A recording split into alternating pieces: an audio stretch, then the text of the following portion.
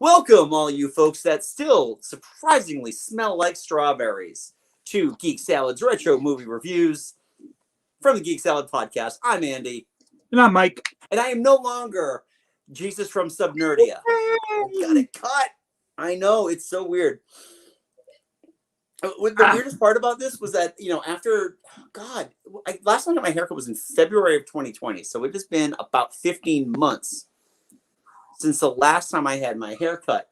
So like today, I actually had to go out and get product for it. It's very exciting. I got a cut last week, so it's still kind of finding its way, but definitely took 5 pounds and 5 years off. Well, yeah, I don't think I could wait 15 months to get a haircut. It was an experiment that I felt went about as long as it needed to go.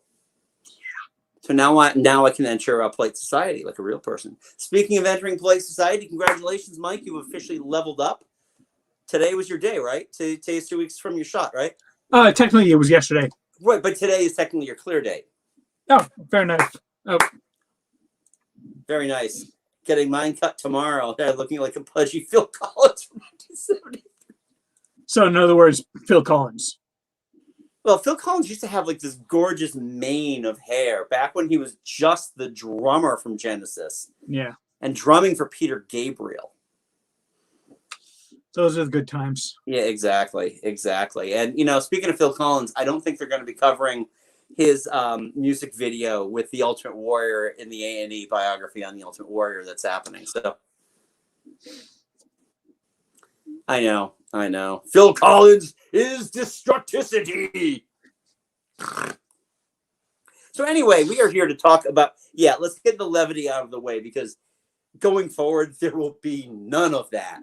As we discussed, possibly the most heartbreaking, might be the most heartbreaking movie in all of Pixar. If not, it's damn close. Yeah.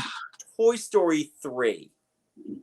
I just finished watching it, and probably for the first time since I saw it in theaters. Really? It's a great movie. It is a great movie. Do not get me wrong. It is a hard one to watch. It is a very hard movie to watch. And not just because of the ending. Right. I kind of just did bits and pieces this time around. I just emotionally, I'm not there to watch this right now. This one's going to get me in the feels. All right, so let me tell everybody a story here. Longtime listeners of our show remember back in 2015, we did a podcast where we ranked the Pixar movies. At this time, Good Dinosaur had not yet come out, so the newest Pixar movie, was Inside Out. Was it 2015 really? 2015, yeah, because 2015 was the year of 2 Pixar releases. Yeah. Yeah, and this is just the shit I remember. So anyway, but yeah, Catherine and I were talking about Toy Story 3, and we both got so worked up. I think I was on the verge of tears. I know she was as well, just talking about it. Yeah. This is a very tough movie to watch. And the funny thing is that because it's not just the abandonment thing that is prevalent throughout essentially out of all the Toy Story movies, it really takes center stage with Jessie in Toy Story 2 and is fully there. That is the entire crux of Toy Story 3 is abandonment, about being forgotten, about being left behind, and that's embodied in Lotso Bear, who just again watching it right here, I had forgotten what he's a very disturbing villain. Is. He's a large part of why it was so hard for me to watch this movie again. It's because he's so utterly lacking in any kind of compassion. Exactly. I mean, you can feel there, and this is something I like when Pixar gives you like a tried and true antagonist. Mm-hmm. The fact that he was forgotten, he wasn't even like deliberately abandoned. He was forgotten. Mm-hmm. And he finally makes it home only to find out he's been replaced by another Lotso bear. And that can understand where he's coming from. It doesn't make anything that he does right, but he's got some. He definitely has a reason to be this way. And voiced marvelously by Ned Beatty. Yeah, It's just so chilling. No, I agree. He is one of the better Pixar villains, and Pixar is not known for its villains because, realistically speaking, there aren't a whole lot of antagonists. Yeah, they overcome for the most part. They overcome obstacles. I would say there are a lot of antagonists. There aren't too many out and out villains. Okay, I'll agree that. Yes. I mean, hell, when we think about like Up, I mean, yeah, Charles Muntz is a villain, but Autopilot isn't really a villain more than just an obstacle to overcome. Yeah, I even think that the chef in Ratatouille, is antagonist, not villain. You know, I mean, obviously, Syndrome is a villain. But it's heartbreaking to see that. And fortunately, he didn't squeal like a pig in Toy Story 3. Oof. Oh dear. Yeah, you want disturbing. Well, he could have ended up in that house, that trailer that, what's his name, ended up in Monsters, Inc. Steve Buscemi's. Oh, yeah. Randall, yeah. Yeah, exactly. That was a disturbing place. Like, oh, okay, yeah, he's probably going to be eaten alive. Thank you, no big one. And also, that is also the same trailer that the Bug Cafe from Bug's Life is underneath. It's all connected. And in fact, with this one, it is kind of interesting to see that Sid actually is made good and is now is now running a trash disposal business, which means he's in the mafia. I just, the thing about this movie that really got to me was the fact that I've been there. I've had to say goodbye to toys. I have, and your heart out MCU. Yeah. This one really gets you. I've had to say goodbye to a lot of toys, a lot of things. Just you have to just give up. And thanks to these movies, I now fully believe that all of the Star Wars figures that I have, that now my son has, fully sentient, fully understand that they are hand-me-downs. That when they see me, I'm just grown-up Andy. And that my son is literally now new, huh? Literally grown up Andy. Literally grown up Andy. Yeah, I know exactly. You know, it just kills me that at the Disney parks they no longer say Andy's coming, and then the toys have to drop. They used to do that, but people are jerks. But I do. I want to get a shirt next time I go that just has Andy written with the end and backwards, which is honestly how I do my ends anyway, because you know, the early '90s. I was a huge Nine Inch Nails fan. Okay. Yeah, we'll get back to this. I'm trying. This is how I'm gonna cope with this movie. Fair enough.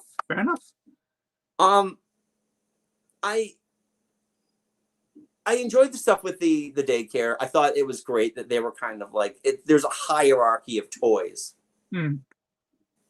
Set up by Lotso. Well, yeah, Lotso is definitely the king bear. Yeah. But yeah, the fact that they're just there to be slobbered upon and just torn apart. And yeah, throw the new toys into, and then you have to go. If you survive, then he'll let you into the nice club. Yeah, the butterfly room. And that was really clever because we really haven't seen too many other kids. We've seen Sid abuse toys. We've seen Andy play with toys. Mm-hmm. But you know, and then we saw Al from Al's Toy Barn kind of collecting and just their prizes to him. But yeah, to watch little kids just abuse the hell out of those things is pretty funny. Yeah. And we got Ken with Barbie. Oh my God, Michael Keaton is so perfect in this movie. He really is. I like that because they have stories that continue on in the shorts that happen after Toy Story 3. And if I have to say, the lasting legacy of Toy Story 3 for me is the shorts. I think that the shorts are some of the best stuff that they have done, mainly because they can put Bonnie's other toys in the mix. And now that they're with a very small child, someone who's even smaller and younger and far better animated than young Andy was. Oh yeah. Oh God, the human designs. Can we say how great the animation is in this one? This is, you haven't seen Toy Story 4 yet, have you? No. Okay. No. They're both insanely well designed. The animation is much better. Even for Buzz and Woody, I think that just they get the more the nuance now.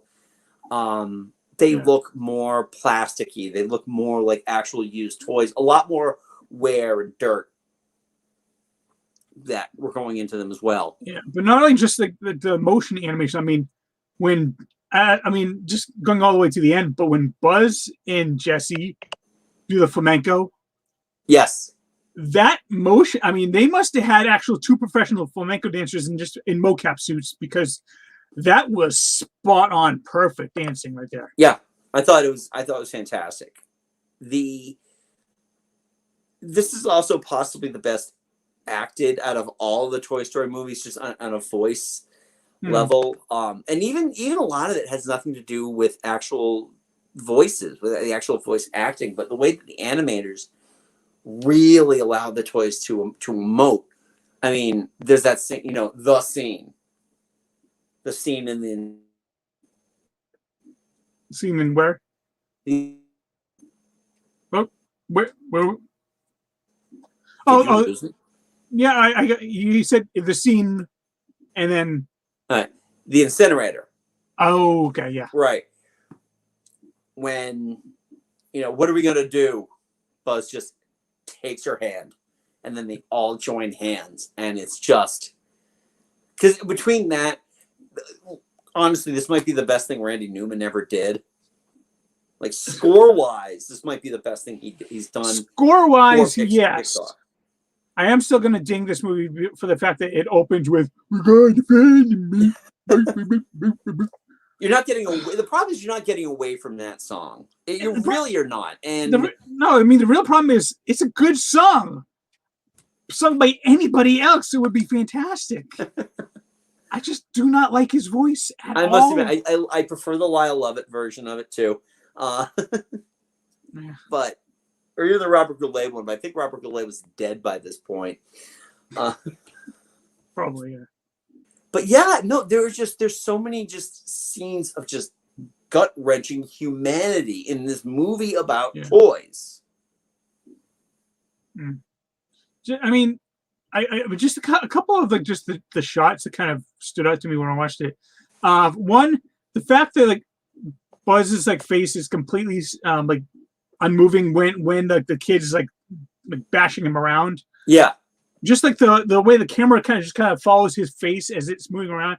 It's completely unemotional, but there's something about the eyes that you can tell just exactly what kind of anguish he's going through. Yeah. But at the same token, when Bonnie is playing with Woody and all of her toys on the bed, and she throws him up, and you just see the camera follow his face. It's not moving, but there's just such joy in his eyes. And I mean, it's some of the most brilliant acting animation-wise when there's really no facial expressions happening, but you can tell. It's amazing. Yeah, no, it is. They did. It's all about. They finally figured out how to. Finally, they've been doing this for years. They do it better than anybody else. There is no uncanny valley anymore with these characters. Yeah, no, not with Pixar. No. If you look at, you look at the early human designs in Toy Story, even in Monsters Inc. Just there is this deadness of the human characters. They did a better job with the any non-humans. Yeah. But I think Well, that they've eliminated that, and to the point now where there is life behind an inanimate object's eyes. yeah, I don't think they could get to the point where they're at with like, movies like Coco and the upcoming Luca. I don't think they'd be able to get to that point with the human animation if they hadn't started with like Toy Story and Monsters Inc. and gotten like the non-human guys down. Right. Yes, absolutely, I agree with that. And the human designs have only gotten better, as is kind of evidenced by the fact that it just gets better as it goes along. The human designs in Brave. Mm. The human design. Pixar, yeah. I keep forgetting that Brave is Pixar. Yeah, I know. We'll talk about that in a few weeks. But that even the character designs in The Incredibles 2. Yeah. Improved over, from the first one. The 16-year gap in between. The 16 year? No, it wasn't 16 years. It's like 14 years. 14 years. Thank you. Yeah. I was gonna say I got married the same year the first Incredibles came out, and we just celebrated our 17th anniversary. So yeah, that was 2004. The second one came out in 2018. 18, yeah. I mean, it's tough to really talk about this movie because I hate to say that this movie almost unfairly gets kind of put into a place in the rankings of Pixar movies by the sheer crime of it not being the first Toy Story. Yeah, I mean, Toy Story 1 will always have a special place because it was the first. It was the one that proved you can do it. But I mean, that's saying something like Snow White and the Seven Dwarfs is a better movie than Frozen. It's not. By virtue of it being first. Yeah, exactly. I'm sorry to everybody that absolutely loves Snow White and Seven Dwarfs. I swear I will see it eventually.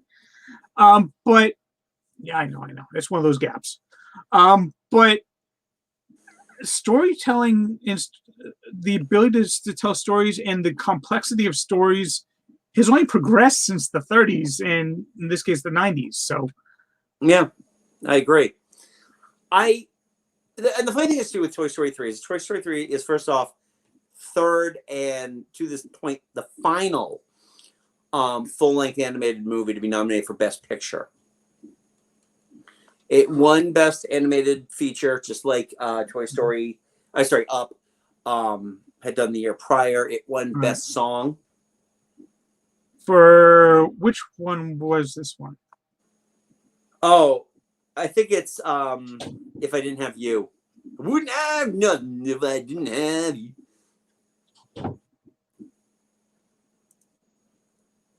Andy and I had the same look when you said you haven't seen Snow White. Yep, I've seen it. She is not the shiniest apple in the bunch, I'll tell you that. But I do feel, Mike, that after, because we're doing this, we're gonna take a break. We're gonna be doing our unnecessary movie sequels starting next month, I think. And then we're gonna finish Pixar. We're gonna hit James Bond.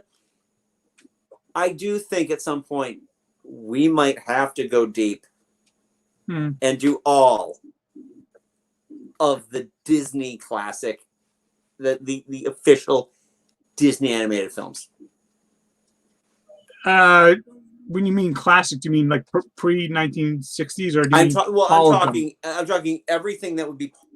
Hey, we would do essentially from Snow White all the way up to whatever the hell the latest Disney movie is we haven't already covered. We've covered a lot of them already. I have thought of that, trust me. Yeah. Because we could do that. At some point we're gonna have to do the live actions too. Or just a few of them for like maybe that's next year's Disney month or well, I mean that was this year's Disney month. Well, no, I'm talking like live action remakes, I should say. With the advent of Cruella getting savaged. Really? I've heard that the kindest review I saw was a 6 out of 10. Oh. Oh well. All right, but Toy Story 3 though. Did you find the song?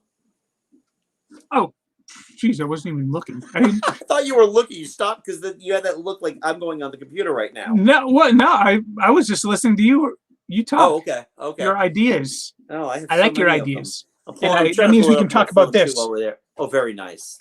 Yes. I like that a lot. One of my all-time favorite Disney animated movies. Yes, which we've covered on this show. Check that out. Yes. Awards. All right, going Toy Story. Accolades. Toy Story. All right, there we go.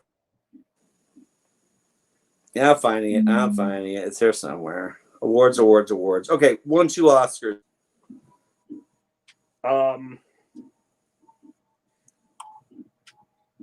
Original song. Yeah, they don't say what the song is though. Yeah. Hold on. This is real good. Yeah, this is real good. good. Yeah, this is good TV here. It won Best Animated Feature and Best Original Song for We Belong Together. I don't remember that song.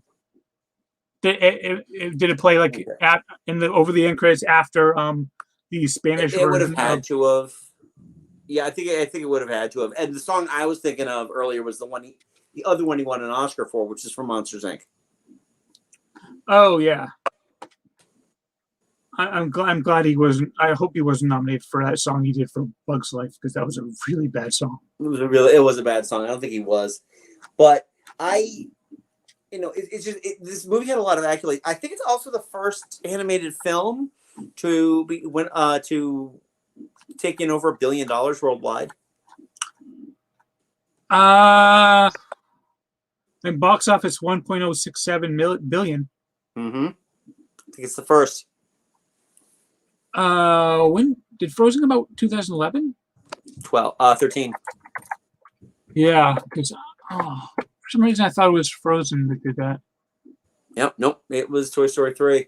I think for a short time, Toy Story 3 was the top grossing animated film of all time before Frozen took it over, and now it's Frozen 2.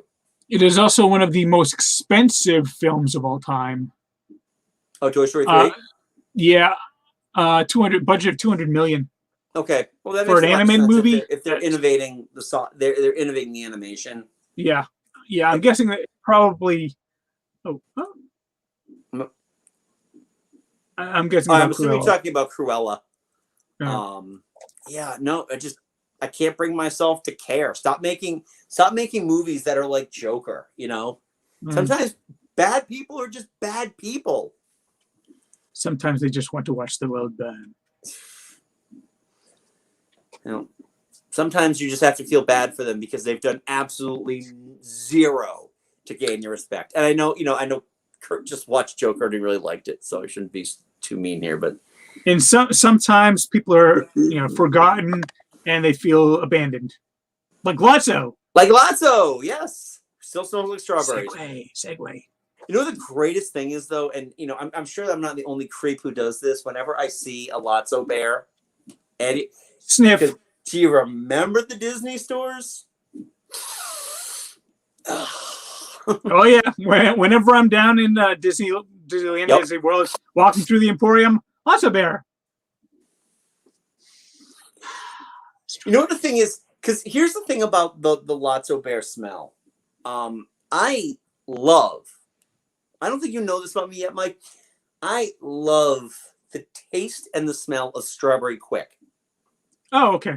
I love the taste and the smell of strawberries. Strawberry well, I do too.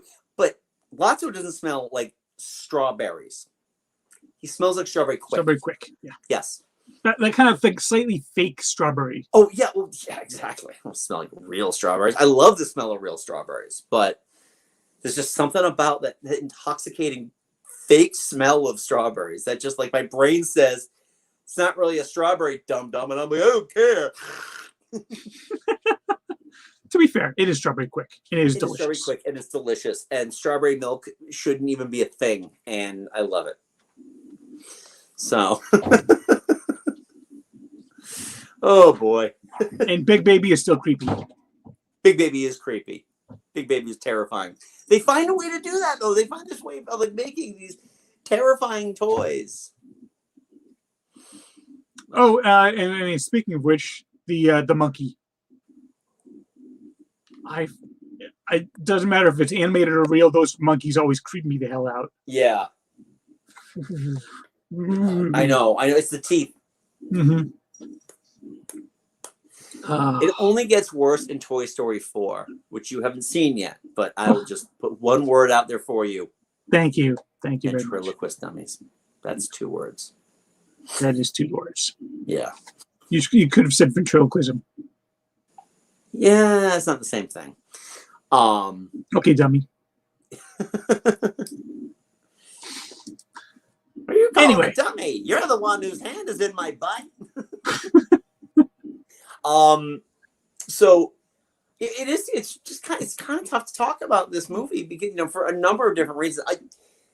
Out of the 4 Toy Story movies, this is my favorite. And again, it's because I grade on emotion more than I grade on anything else. Yeah. I love Toy Story 2. I honestly think Toy Story 2 is superior to Toy Story 1. I think Toy Story 4 is superior to Toy Story 1. But Toy Story 1 is first. Toy Story 1, do not get me wrong, is innovative and it's a fun movie. It doesn't, 25 plus years later, it doesn't coast on its apron strings. No. Like some movies do that are the innovator of that kind of thing. Yeah. But this is where they perfected it. This is absolutely where they perfected the Toy Story story. Didn't need a 4. Not gonna lie, I actually wasn't offended by 4. I thought 4 was really nice. It was a sequel I didn't think I wanted, and I'm happy it was there. Yeah, I mean that's the main reason I've still haven't yet to watch it, because for me, Toy Story 3 just ended it so. It did, and it's that last scene, and that's I think where we're gonna wrap this up. The last scene of this movie is just, it's the most heartbreaking part of the whole thing, because you can see it really is tough for Andy to give up these toys. I love the fact especially Woody. I love the fact that it wasn't just the toys that had that heartbreaking moment. It was Andy too. I love the moment he just stops, stares at them, and says, "Thanks, guys," before driving off. Because I mean, they were as good for him as he was for them. Right. And the fact that he still had a lot of hesitation about giving Woody to Bonnie. Yeah. Everybody else could have gone, but Woody was with him since the beginning. And if you really want to get the last scene wrecked me, I'm surprised they didn't start pulling like a child in the middle of a tantrum. Yeah, it's a tough one. This is one of those scenes my kids see me cry. It's a lot, the thing is with Woody, and I've heard it said. Now, have you heard the theory about Woody? I've heard a theory about Jesse. Okay. Here's the theory about Woody, is that Andy's father, that Woody was his childhood toy because his name was also Andy. When was that revealed? This is a theory. Oh, okay. It's kind of like the whole Pixar theory thing. This is just something. So, Woody holds a special meaning for Andy, not only because it's his beloved toy, it's been there forever, because it was his father's, because his father died. But Woody was put away somewhere. Woody was put away somewhere and given to the other Andy, who looks exactly like the Andy Senior, and he doesn't know the difference.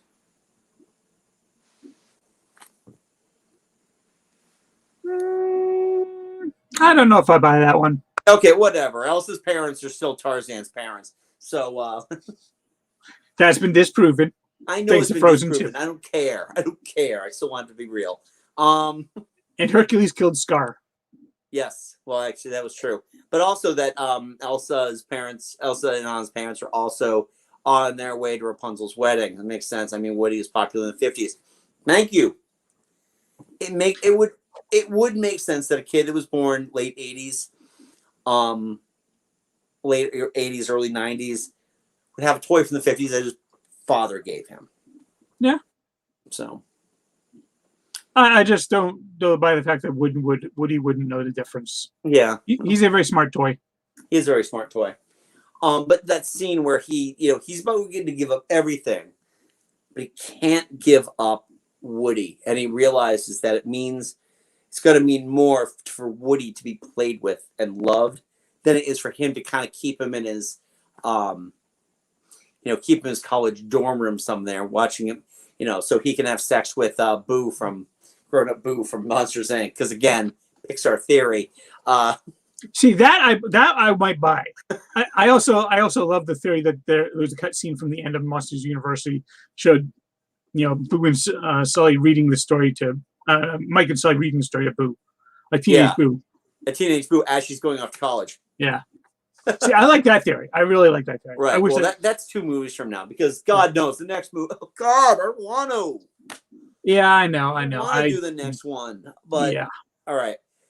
Do you have any other thoughts on Toy Story 3? I know this was kind of a rough shot episode. This is a tough one to talk about. Yeah, it is because the movie itself stands on its own. I love this movie. This is top 10 Pixar for me. Not top absolutely. 5.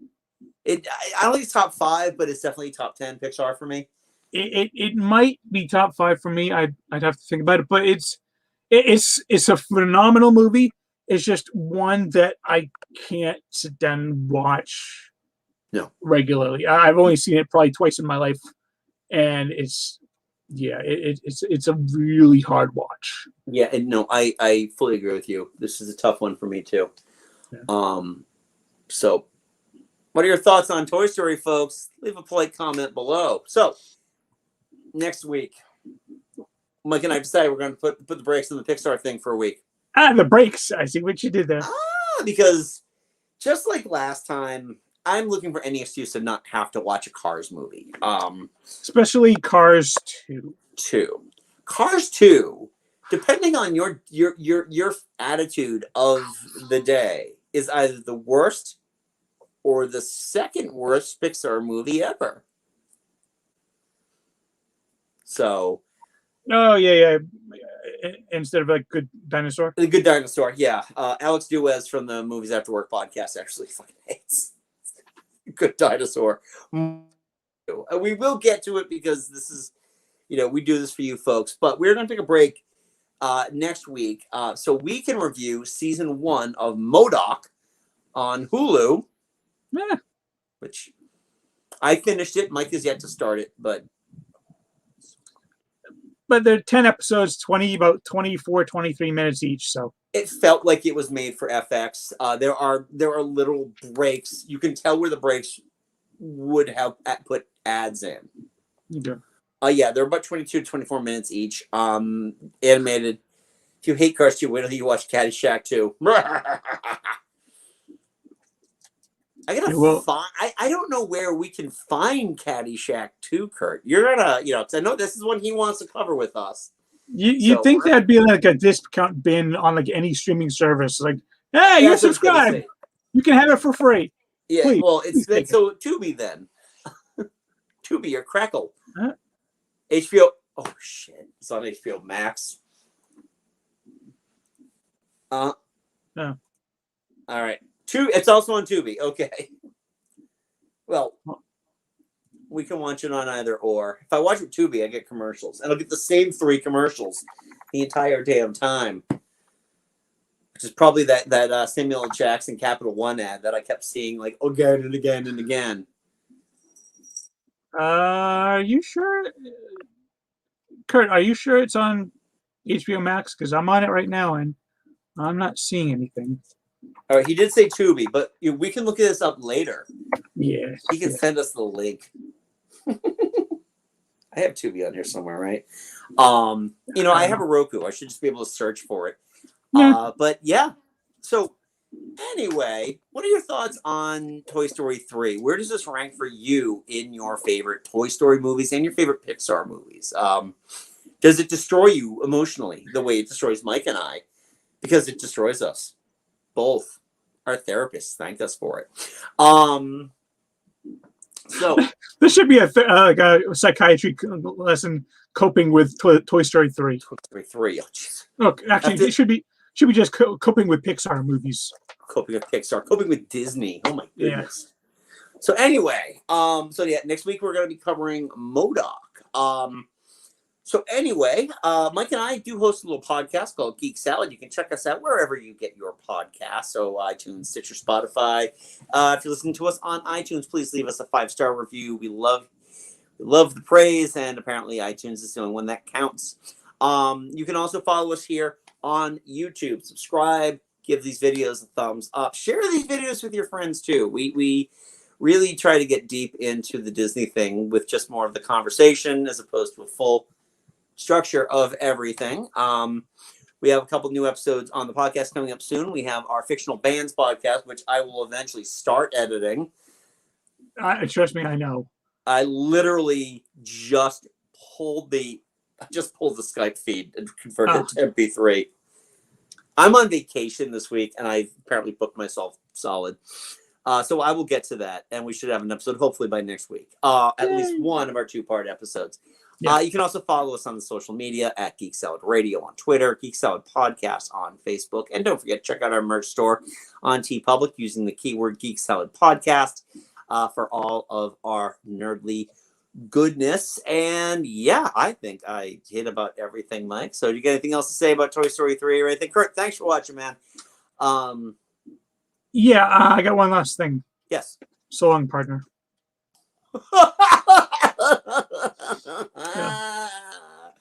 That was because I had to watch that. That's because I had to watch that clip over and over when I was editing our Moments for Disney podcast, and I cried every single damn time.